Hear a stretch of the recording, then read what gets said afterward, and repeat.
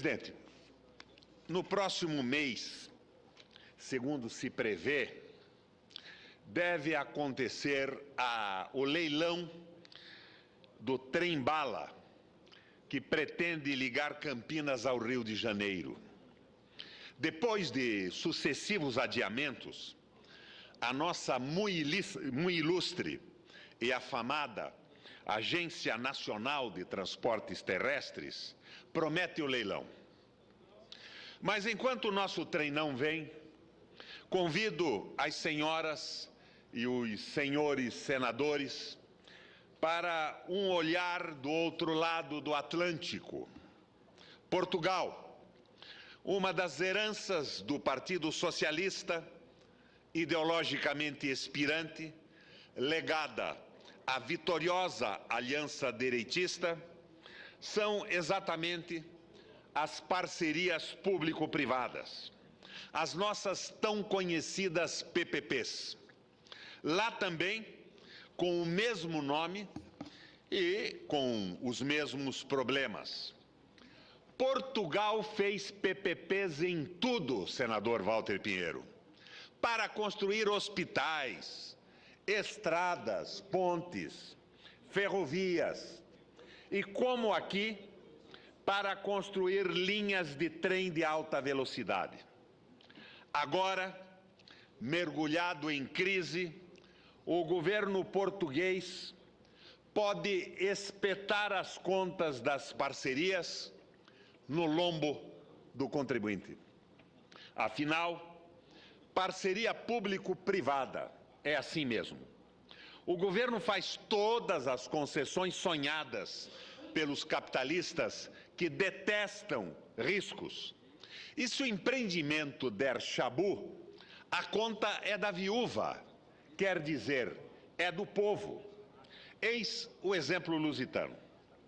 A PPP portuguesa para a construção de um trem de grande velocidade, TGV, entre Lisboa e Madrid, por causa da crise, corre o risco de ficar pela metade, já que foi construído apenas um dos trechos previstos. Tem-se, então, meio trem, como critica a oposição de esquerda daquele país.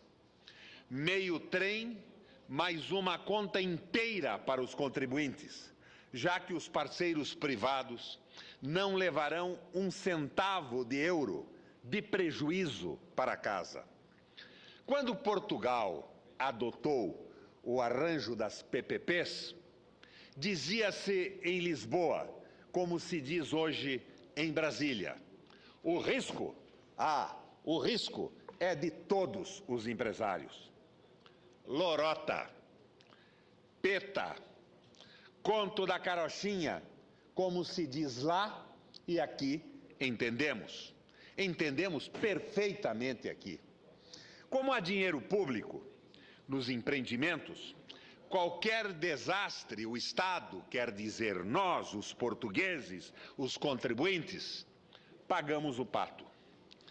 A esquerda portuguesa, por favor, não vamos confundi-la com o Partido Socialista, que este já fez a transição para a direita liberal.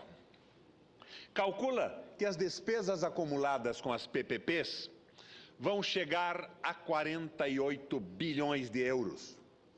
Até 2050, senador Mozarildo, cada português vai ter que desembolsar 4.500 euros para financiar as parcerias público-privadas.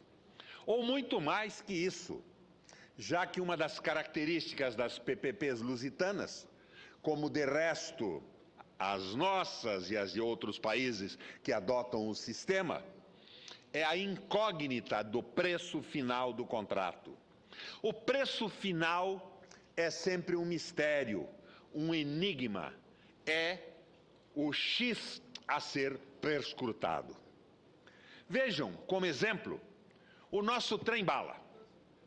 Há quem assegure que o preço da traquitana chegará a 50 bilhões de reais, um valor bem acima dos 30 bilhões que se divulga e dos 18 bilhões que era o valor inicial quando seria construído diretamente pelo poder público. Como informa a esquerda portuguesa, não há uma única PPP naquele país que não tenha sido renegociada. Vira e mexe, isso e aquilo, coisa e loisa, fazem-se os tais reequilíbrios econômicos financeiros. Na verdade, essa é uma das marcas da doutrina neoliberal. Os contratos obedecem ao princípio do pacta sunt servanda. Não podem ser tocados, não podem ser revistos, não podem ser emendados, mesmo que contenham graves atentados contra o interesse público, a não ser que seja para aumentar o preço originalmente acertado. Aí sim, aí pode-se mexer no contrato. Outra semelhança notável entre as PPPs de lá com as da banda de cá são os governantes público-privados. Senador Paim, ouça o que diz o dirigente do Bloco de Esquerda de Portugal, Jorge Costa. Ouçam, senadores, e me digam se o caso não soa familiar. Diz ele, a história das parcerias público-privadas é de uma profunda promiscuidade entre governos e conselhos de administração desses grupos econômicos. Em ambos os lados desta promiscuidade, encontramos, muitas vezes, os mesmos protagonistas. E mais, os concedentes e parceiros públicos de ontem são os concessionários e parceiros privados de hoje. Entre os ministros e secretários de Estado dos setores estratégicos, vamos encontrar expoentes dos parceiros privados do Estado. São, senador Paim, são, senador Mozarildo, os governantes público-privados, como dizem lá os portugueses. Desta tribuna, já biografei um destes expoentes da governança público-privada. O senhor Bernardo Figueiredo, diretor da Agência Nacional de Transporte Terrestre, a ANTT, o fiador do nosso trem-bala. Em 94, ele era chefe de gabinete do presidente da Rede Ferroviária Federal e participou dos estudos para privatizar a ferrovia. No ano seguinte, ele já está, senador Paim, do outro lado do balcão, na presidência da empresa beneficiada pela privatização. Mais um ano. E ei-lo no Conselho de Administração da ALL, América Latina Logística, arrematadora de toda a malha ferroviária do sul do país. Entre 99 e 2003, Bernardo Figueiredo ocupa a direção executiva da Associação Nacional dos Transportadores Ferroviários, a ANTF, que reúne os concessionários ferroviários privados e cuja função é defender os interesses destes concessionários privados junto ao governo federal. Em 2004, ele volta para o serviço público, assume a diretoria da Valec, empresa pública vinculada ao Ministério dos Transportes. Lá, elabora um plano de revitalização das ferrovias baseado no quê? Em parcerias público-privadas, senador Blairo Maggi. Em 2008, completa esse interessante périplo entre o público e o privado, assumindo o posto de hoje, diretor da NTT. Um dia, presidente da associação que reúne as empresas privadas do setor ferroviário, a ANTF. No outro dia, diretor da agência pública responsável pela fiscalização do setor privado, a ANTT. A ANTT, a ANTF, de tão semelhantes as siglas, devem confundir o senhor Bernardo Figueiredo. Será, senador Mozarildo Cavalcante? Será, senador Brairo Maggi? Senador Paim? Será que ele sabe onde está hoje? Pois bem, senhoras e senhores senadores, é ele que conduz o projeto do trem-bala. Outro homem público-privado, também em evidência nesses dias, é o senhor Henrique Meirelles, o nosso banqueiro que gosta de trocar confidências com diplomatas norte-americanos e é agora do Conselho da Gestão das Obras e das Medidas Governamentais para a realização da Olimpíada. E pelo que a Câmara aprovou, e espero que esta casa conserte, poderá ser uma delícia presidir essa farra público-privada, porque teremos até licitação secreta. Meu Deus, até licitação secreta. Parece, no entanto, que isto já foi resolvido na última votação da Câmara. É bem verdade que perdemos um bem aquinhoado ministro público-privado recentemente. Mas a sua condição continua bem representada no governo. Por fim, acrescentaria mais uma característica das parcerias público-privadas de Portugal, que se assemelha às nossas, que se duplica nesta terra de Santa Cruz. Os preços das obras. Normalmente, quase como regra, os preços das PPPs são superiores aos preços de mercado. Às vezes, dobram. Por quê? Por causa dos riscos, dizem os cínicos. Que riscos? Se o Tesouro, isto é, os contribuintes, garantem o parceiro público-privado contra todos os riscos. Senhoras e senhores. Requião, permite uma parte? Em seguida. Senhoras e senhores, são as preocupações sobre o trem-bala, sobre as PPPs que me inquietam, me enchem de dúvida, me angustiam. O exemplo português que trouxe aqui reforça o meu desconsolo com o que também pode acontecer aqui no nosso país. Por outro lado, vejo semelhança no distanciamento do Partido Socialista Português, de seus princípios fundadores, com o distanciamento de parte da esquerda brasileira de seus compromissos históricos. Não adianta se consolar dizendo que a história não se repete. A farsa, se ela se repete, é como farsa, é ainda mais deprimente. Senhoras e senhores senadores, dou por findo esse pronunciamento com uma notícia de última hora.